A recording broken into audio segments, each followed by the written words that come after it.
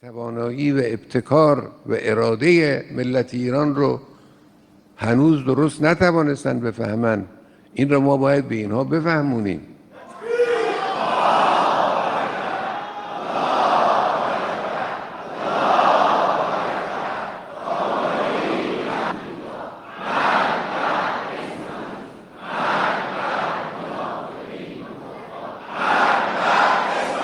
باید تشخیص بدن و درست بفهمن و اون چی که صلاح این کشور و این ملت هست اون رو انجام بدن. باید بدانن ملت ایران کیست، جوانان ایران سازه.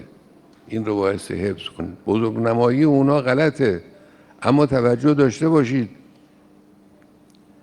کوچک انگاری اون هم غلط. جوانان ایران رو نمیشناسن.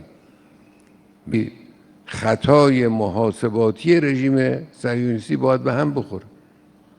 اینا دچار خطای محاسباتی هستند نسبت به ایران.